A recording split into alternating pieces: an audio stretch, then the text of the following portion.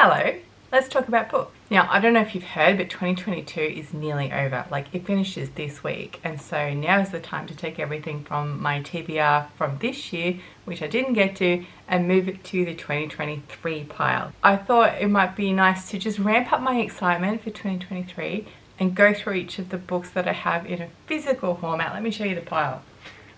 Oh, I have been doing weight training, and that is the only reason that I can do this, because that's a big stack of books. That's a pile.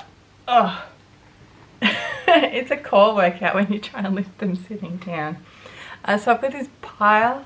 Some of it is a hangover from 2022. Some of it is my uni reading list for next year.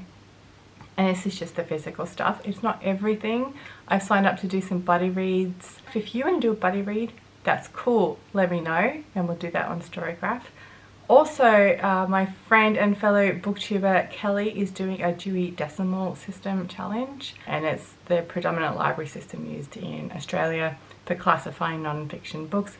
She's doing a challenge where you read one book from each of the 10 DDC categories. I was so excited when she announced this because literally I could look at my shelf, it's over there. This is the fiction, the non-fiction's over there. And I could pick something off every category that I haven't read that's already on my shelf. So obviously I'll buy more books, but I don't have to for that challenge. So they're also on the TBR, they're just not in this physical pile. I sorted the pile into alphabetical order, but because I'm clever, like the A's are at the bottom of the pile. So let's go in reverse alphabetical order and have a look at the first line of each of these books on my TBR for 2023. Okay, first up, I've got Proust and the Squid, The Story and Science of the Reading Brain by Maryanne Wolf. It just sounds really cool. I'm pretty sure I saw it about in my Amazon algorithm, and then I saw Thesis Whisperer reading it. It just sounds really interesting. So, first sentence. Are we counting the preface? Yes. Should I hold them up here so we can see the cover? I have lived my life in the service of words, finding where they hide in the convoluted recesses of the brain, studying their layers of meaning and form, and teaching their secrets to the young. Not gonna lie, it took me 3 tries to do that. Sounds good, right? Did I Google how to pronounce these authors' names? No. What a terrible YouTuber I am.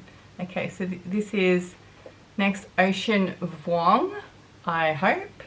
On Earth We're Briefly Gorgeous. This is a set text for uni next year. Sunday Times bestseller. This is one that I wouldn't pick up otherwise except for uni because, you know, I like my fantasy. Alright, first line. Let me begin again. Right? Cool. Okay, this one also for uni. Ellen van Neerven, Heat and Light. Apparently it won the was on the Stellar Prize shortlist in 2015. Again, it's not fantasy. I wouldn't ordinarily pick it up. How does it begin? It was a slight old woman in a pie shop off the highway that told me who my grandmother was. Oh, this is another uni one. Why are they all together? Just the surnames. This is Nevil Shute on the Beach. Obviously, I've chosen the Vintage Classics cover because I like vintage classics. On the Beach begins.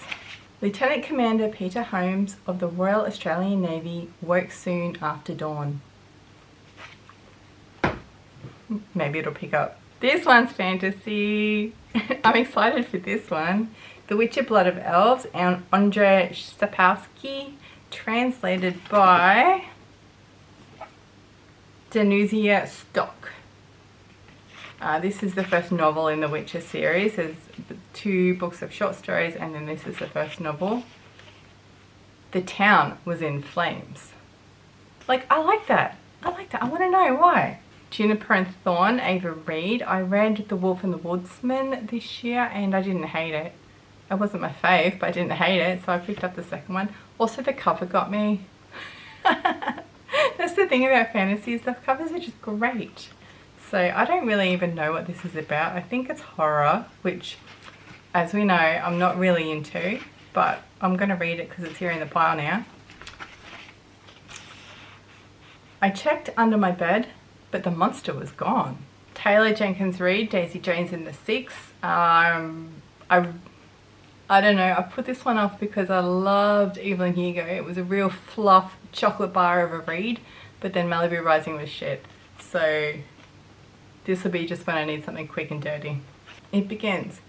Daisy Jones was born in 1951 and grew up in the Hollywood Hills of Los Angeles, California. Richard Osman, The Thursday Murder Club. I heard so much about this, and then when I finally read the blurb and realised that, yeah, elderly people pushing 80, but they go and solve a murder mystery. It's very cozy. I love the sound of it. So anyway, it's on the list, and the first sentence is, well, let's start with Elizabeth, shall we? I love that. That's cute. Is that because my name's Elizabeth? Yes. Sistersong, again, I think I picked this one up for the cover, although I've been trying historical fantasy this past year. It's blurbed by Jennifer Saint, who wrote Ariadne and Electra, which are behind me somewhere. And Sistersong begins, I will tell you a story. I'm excited to hear the story. Echolalia by Briohny Doyle. This is one for uni. That cover's good though, isn't it?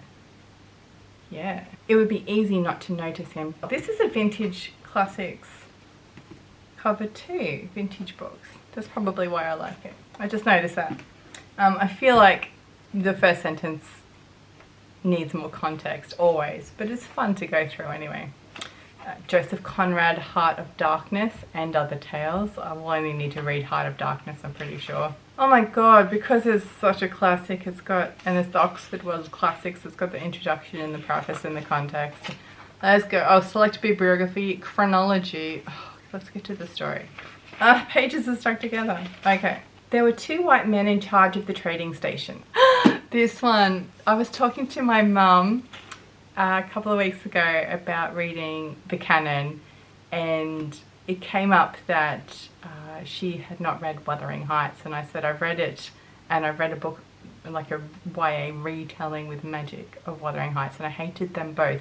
And then I discovered Wuthering Heights by, is it Emily Brontë? Emily Brontë, on my reading list, and I was like, that's hubris for you. So now I have to critically read Wuthering Heights, and that might make it more tolerable than reading for pleasure, because it ain't the one for me based on my recollection. It begins 1801. Well, it sets the scene at least, I suppose. The Wolf in the Whale, again, the cover, it just looks awesome. Jordana Max Brodsky. I think this is based on like Northern European mythology. On the darkest day of winter, when the weakened sun cannot even pull herself above the horizon, a man stands vigil upon the snow-covered roof of his sod home. It's moody, I like it. And this one, I'm just gonna Google how to pronounce the author's name. Chinua Achebe. Chinua Achebe, Google tells me. I hope that's close to correct. Things Fall Apart. This one's nice and short too. Again for uni. I don't know anything about it except that I'm required to read it. And it begins, Okonkwo was well known throughout the 9 villages and even beyond. And that's my pile so far. That does not include my Dewey Decimal System reading challenge. Things I agreed to read, like James Joyce. That'll be a work in progress. And that does not include all the debut authors I read this year, where I am like insta buying their second novel when it comes out in the middle of next year. So we're gonna read some books next year. Thank you for hanging out with me with my reading videos this year, and let's read more books in 2023. Bye.